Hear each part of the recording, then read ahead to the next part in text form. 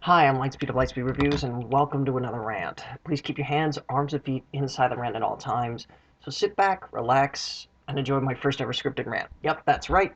This is scripted. So today we're going to talk about Rainbow Dash and certain episodes in a book's first act that really irked me to no end.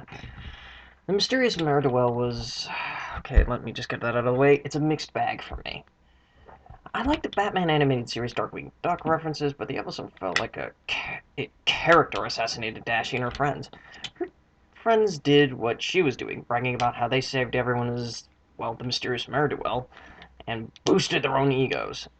Instead of just telling her this up front, she would most likely have listened. The fact that her friends did the same things she did in order to humble her felt way too out of character for me.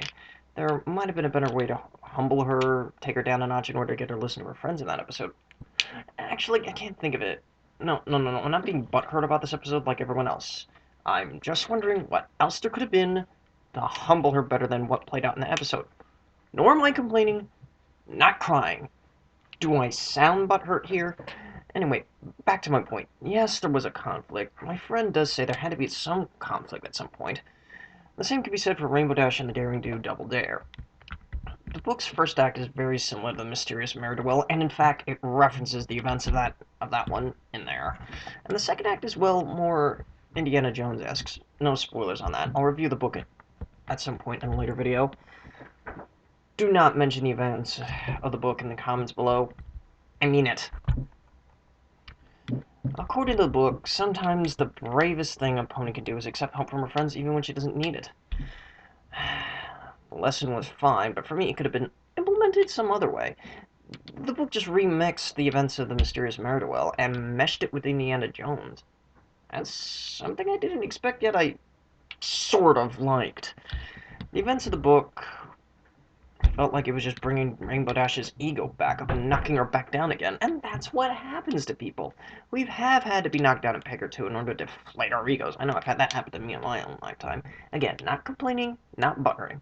Oh great, I'm restating some points, taking Rainbow Dash too seriously, as already said. Let's move on already. I'm aware I'm already making points other analysts have had, and that was something I'm completely aware of. Don't mention it to me, please. It's just something I really just need to get out of the way. Okay, so there was Rainbow Falls. Rainbow Falls, again, a mixed bag. I liked it, yet hated it. I felt Rainbow Dash was being played in a game of tug of war with her as the rope. And as my friend says, there had to be some conflict in some way. Having Twilight not consider Rainbow Dash's feelings for Rainbow or Rainbow not opening up to Twilight in some way on the conflict was kind of odd for me. Usually Twilight would actually ask if Rainbow Dash was feeling okay, and they would have sorted this whole mess out. And again, having the Wonderbolts be villainized is something I never want to see again. That made me feel like Rainbow Dash should never ever join the Wonderbolts. Not to mention, if she does become one of them, she'll become as useless as them. I think she's going to change that system from within. And when I heard she became a Wonderbolt Reserve, I was thrilled. She'll be on the next step to achieving her dreams. That episode in Daring Don't cemented Dashie as my favorite pony. I'm not into the whole best pony biz. That nonsense just started another debate in the MLP fan community, and I want no part of it. None of that idiocy. Now, I know Commander Firebrand and Toon Critic Y2K have said all these points that I've stated before. I'm ranting on Dashie because I felt like I had to get this off my chest.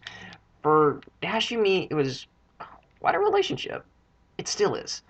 It's more of like a brother and sister kind of a relationship. Not that she's my wife or anything. I mean, it's not like I have two Rainbow Dash figurines, a Dashie keychain, a book about her.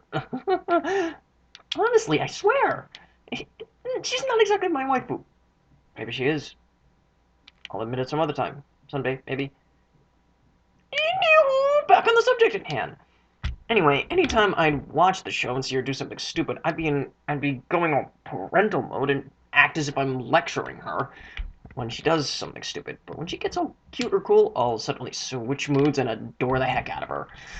I swear I'm bipolar when it comes to Rainbow Dash. I'm only saying this because of the episode Tanks for the Memories, which is what I'm going to be talking about. That thing was weird for me. Okay, before I get to the episode that made everyone in the fandom cry, FYI, I didn't jump on the Rainbow Dash hate bandwagon like everyone else.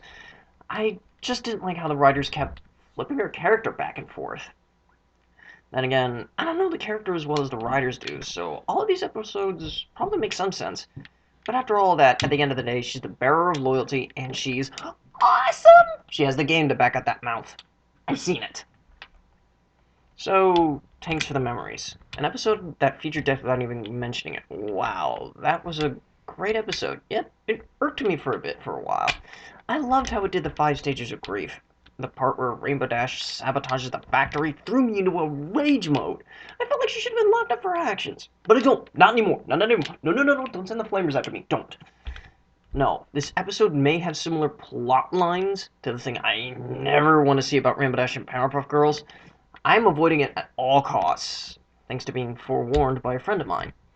Sure, both involve a town being destroyed, but unlike that fan project, no pony saw her sabotage that factory.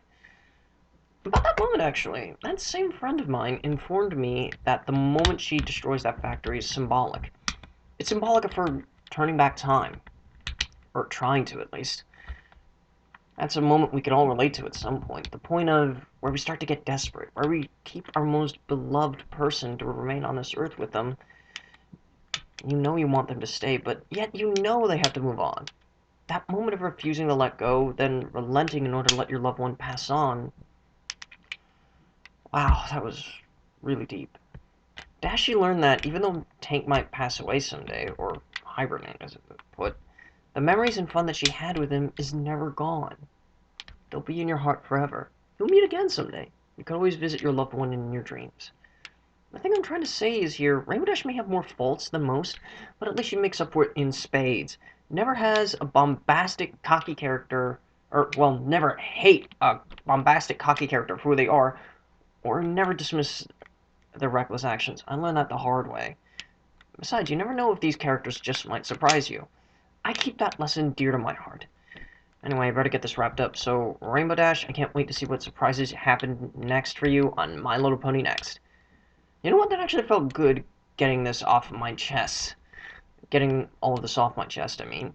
Wow, I cannot talk today. So, for now, this is Lightspeed of Lightspeed Reviews. I hope you enjoy the ride, and we'll meet again in the next video. Bye!